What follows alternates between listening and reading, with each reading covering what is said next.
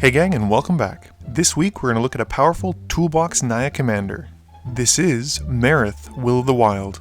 For 1 red, 1 green, and 1 white, we get a 0/0 that comes into play with as many +1/+1 counters as we spent mana on him. This means that for every time that Marath dies, he comes back with an additional 2 +1/+1 counters. Marath is a great commander if you love Naya and you know that your meta has a lot of removal, but what makes this Naya commander stand ahead of the competition is the fact that he's versatile. I mentioned in the intro, Marath is a toolbox commander. I mentioned it before in an earlier video, but Carador is considered by many to be a toolbox commander, and similarly, Zur the Enchanter is as well. Both Carador and Zur offer ways for you to be able to reliably tutor or find cards that you need. Carador is able to pull any creature card you might need as long as you can cast it from your graveyard, while Zur is able to take an enchantment card that costs 3 or less directly from your library and place it onto the field. But what makes Marath stand out, at least in my opinion, is the fact that he is a toolbox in and of himself. His second ability reads, pay X and remove X +1/+1 counters from Marath, and in return you either get to deal damage to a player or creature, make tokens, or move +1/+1 counters to other creatures.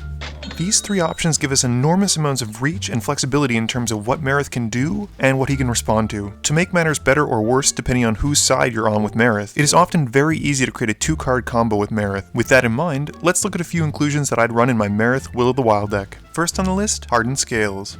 This 1-drop innocuous enchantment is able to do some crazy things with Marath. I would call it a 2-for-1 card, but not in the sense that it trades one of your cards for 2 of your opponents, but rather you pay 1 mana, remove 1 +1/+1 counter, and in return you get 2 +1/+1 counters. While not as broken, Cathar's Crusade does a great job of replacing any +1/+1 counter you remove from Marath to make a token. Not only does it replace the +1/+1 counter on Marath, it also pumps the creature by +1/+1 as soon as it comes into play. This means that if you remove a 1/1 counter, you get a 2/2 creature and able to pump your entire board by +1/+1 permanently. As Marath not only lends himself to a token, but also the +1/+1 counter strategy, you'll want to run the usual suspects. This means that Doubling Season, Primal Vigor, and Parallel Lives, although not staples, are often very good in this deck. The last enchantment, beyond the typical ones that allow you to blast players in the face for damage like Impact Tremors, Perforos, and Warstorm Surge, is Cryptolith Rites. Not only does this card allow us to generate even more mana from our land-fetching dorks like Wood Elves and Farhaven Elf, this acts as protection against any kind of removal from Marath, assuming there isn't a board wipe. If Marath is going to die from target removal, simply remove as many counters as you'd like and have that many 1/1 creatures. The next turn they'll be able to tap for mana and you'll be easily able to cast Marath again. Assuming you aren't running a super greedy mana base with no basic lands, Earthcraft is able to function in a similar manner, albeit with a much higher buy-in price. One of my strongest recommendations for creatures you should run, beyond the typical things like Wood Elves, Sakura Tribe Elder, and other ramp-based creatures, is Omnath, Locus of Rage. An easily overlooked fact, Marath and all of his tokens are elementals, which means that whenever they die, Omnath is able to trigger and lightning bolt a creature or a player to the face. He's a great rattlesnake to have sitting on the board and force your opponents to really consider whether wiping the board is what they want to do. From the very commander set that he comes from, Gaji, Honored One, is also a great addition for any Naya-based deck with tokens. Not only does he act as a political card, incentivizing our opponents to attack each other, he can also pump our 1/1 tokens. By no means a requirement, he is often a card that'll have fun results. 2 of the strongest creatures in Marath are commons that have been printed recently.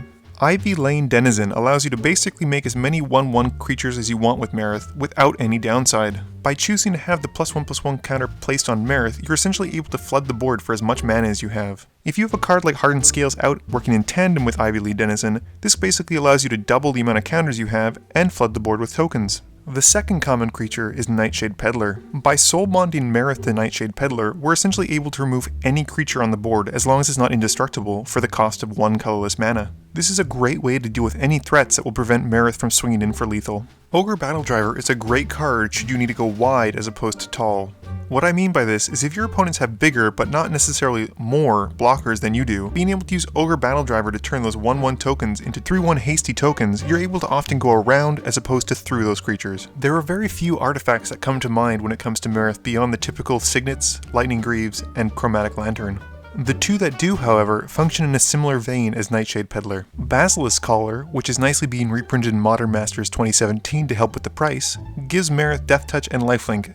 This enables Marath to blast any creature that gets in his way, and has the added benefit of gaining us a little bit of life. The second artifact, which is also kind of an enchantment, is Bow of Naya. Not as simple as Nightshade Peddler or Basilisk Collar, Bow of Naya requires our creature to attack in order to gain Death Touch. This isn't a huge issue, as most of the time Marath wants to get into the red zone anyway, but it is a requirement that we wouldn't normally have otherwise. It does, however, bring a few modal options by giving us life, putting a 1/1 counter, dealing damage to flyers, or by putting cards back into our library. Probably the weakest of the three, it is still good to run anyway for redundancy's sake. For instance, Enlightened Tutor and Worldly Tutor are great additions to any deck that can run them, but notably I would strongly suggest running Inspiring Call, a somewhat limited answer to board wipes, as it requires all of the creatures that it saves to have a +1/+1 counter. Inspiring Call does have the added benefit of drawing as many cards as creatures you save, thanks to the +1/+1 counters. Secure the Waste is another great instant to run in a Marath deck, assuming you're going the token route.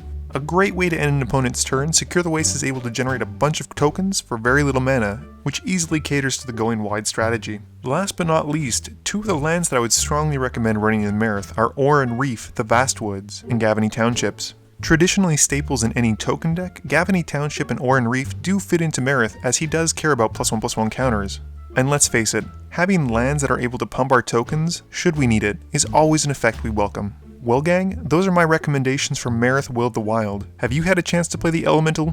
What are your thoughts on him? Is he as good as he seems? He was banned in Duel Commander. Please be sure to tune back in every Monday at 11 AM Eastern Standard Time for new primers, gameplays, and top 10s. This video is brought to you in part by my Patreon supporters. If you're looking to help support the channel, I strongly recommend following the link below or in the About section. And as always, thank you for watching, and please be sure to like, comment, share, and subscribe for more.